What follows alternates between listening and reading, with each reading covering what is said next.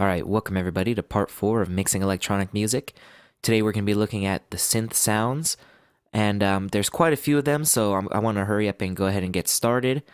First, we'll go ahead and look at the bus channel, and then we'll go ahead and take a look at the individual tracks, and I'll play them in and out of the full mix and in solo.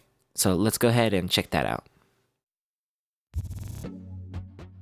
If you wanted me to cry, if you wanted me to feel alone and sad and scared, then I made your day. If you wanted me to fall as hard as possible,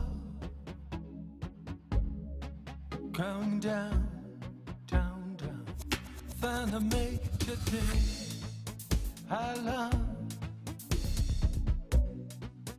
with all my feelings. I love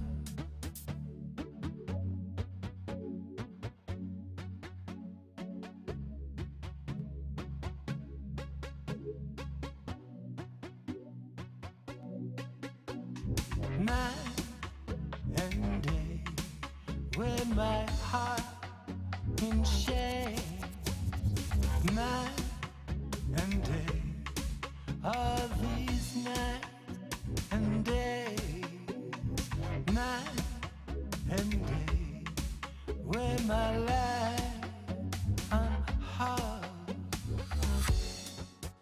If you think you have me beat, if you think I'm down for good,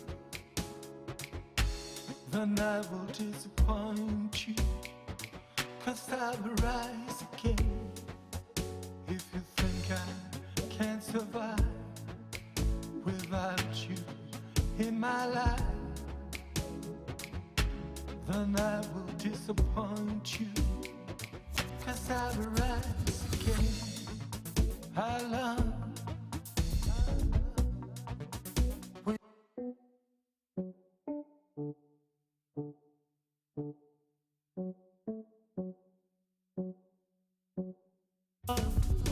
night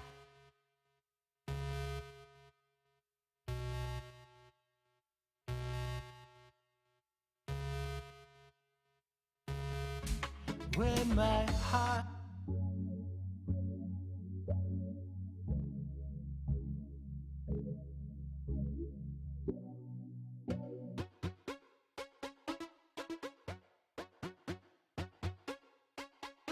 My life on hold.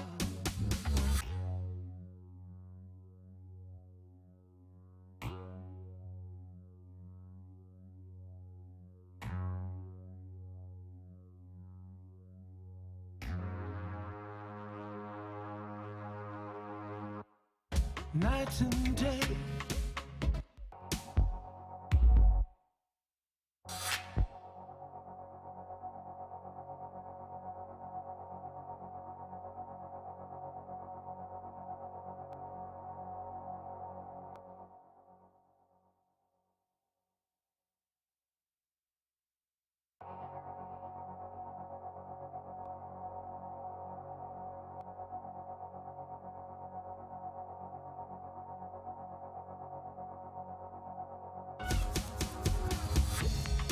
night and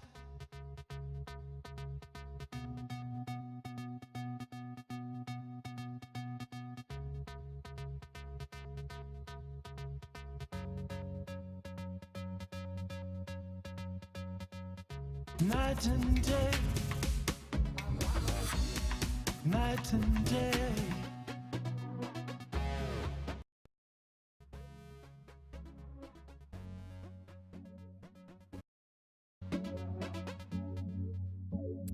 Look into my eyes, tell me what you see. I'm sure you see something. Come home. Okay, so let's go ahead and check out what was going on.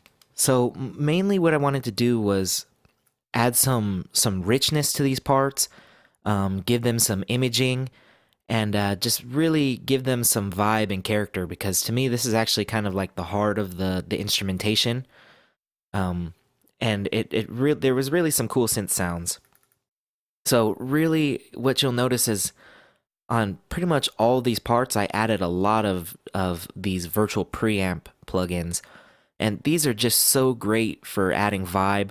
If you have these plugins, or you have the VMS or the Slate Everything bundle, or even just these plugins on their own, they're great for adding color or using them as distortion boxes.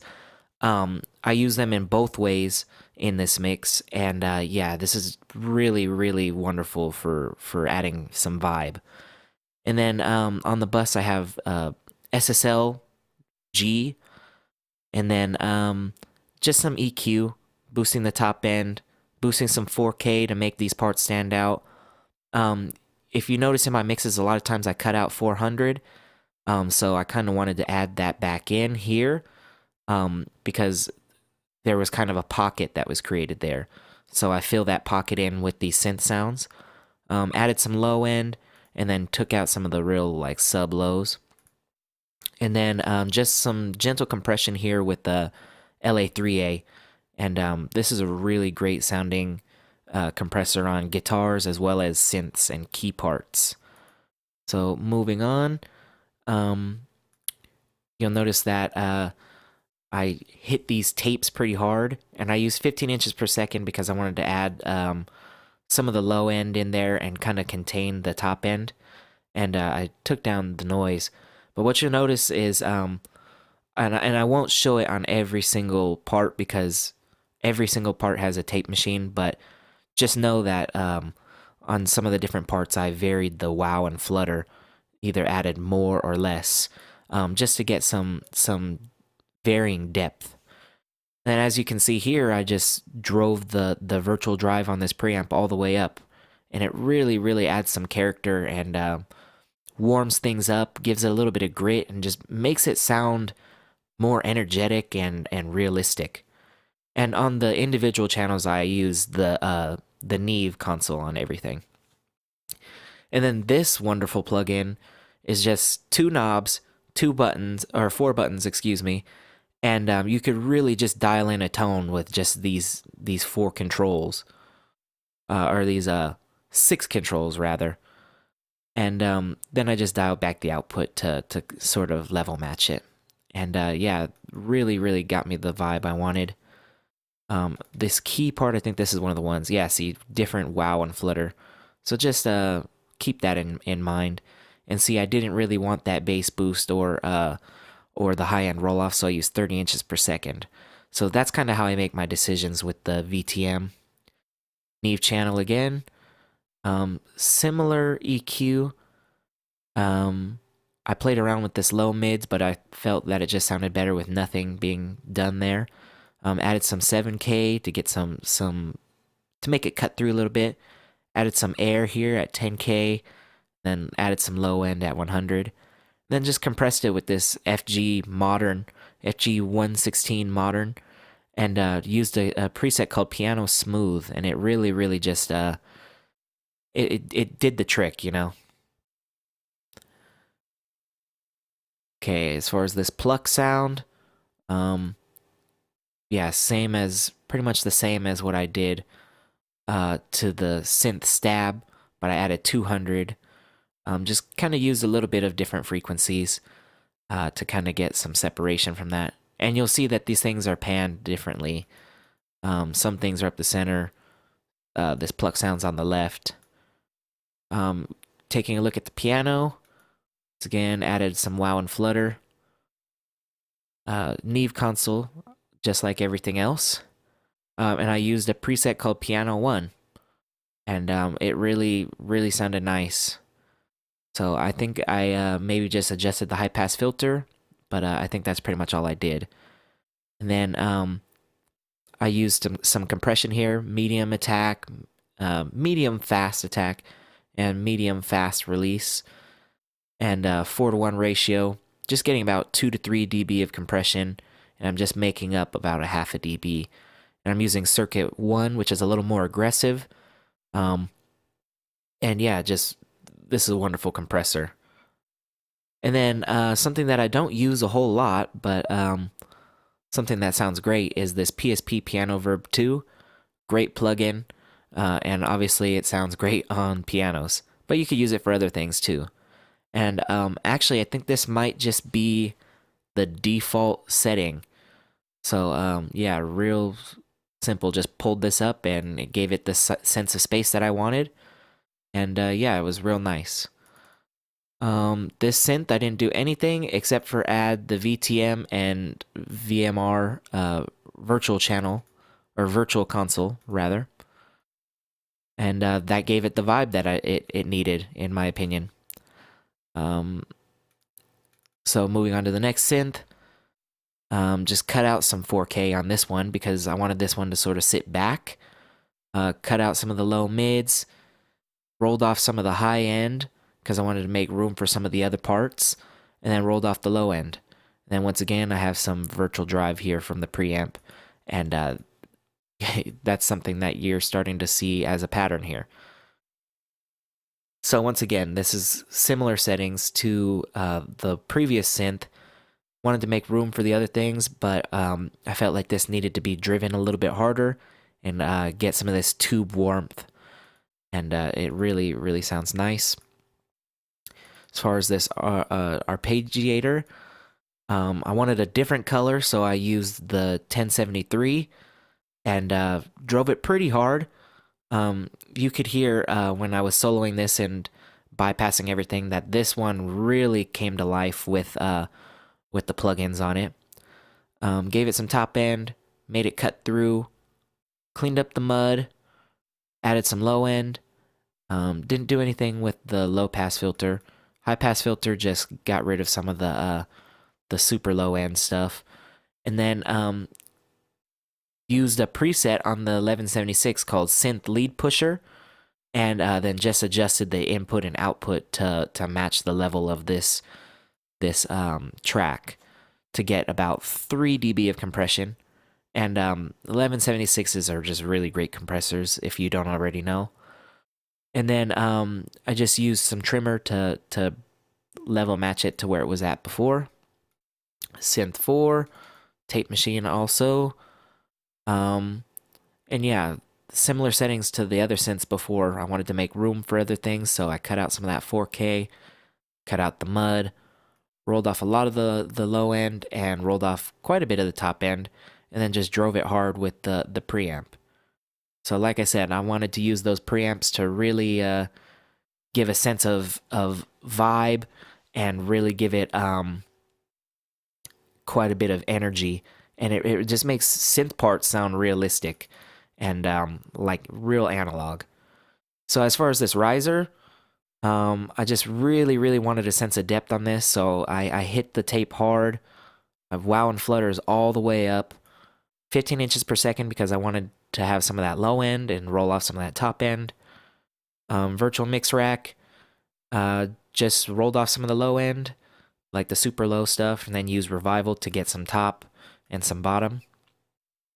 And I wanted to try out something to give this some movement, and I had just recently gotten a free copy of this tremolator from Sound Toys. They were giving this away for free for a little bit, and I was like, well, if I wanted something a little rhythmic, this is the perfect type of thing, and it was a perfect opportunity to try this out. So I used a Fender Vibrolux preset, and then just adjusted the timing to 16th notes, and it really gave this part some movement.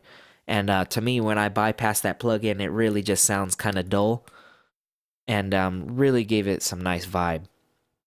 So for the other rise, just compressed it a little bit here, and then as you can see, I used 2 different preamps just to drive it real hard. Rolled off some of the low end, cut out the 4K, added some 800 because I felt like there was a little bit of a pocket there. Rolled off the super lows, and then used a low pass filter all the way to 14K. So yeah, kind of darkened it up, made the frequencies a little narrower, and just compressed it to get a more even signal, because it kind of builds up. Um, it's like really a dynamic part, and really cool part. And then just it added some gain. So here's the part here. As you can see, it really just builds up. And so what I did was I actually did some automation. So when the sound starts out, it's on the left, and then it moves over to the right. In fact, I'll go ahead and demonstrate that. Let me go ahead and play the part before a little bit, and then I'll bring the channel up so you can see the automation.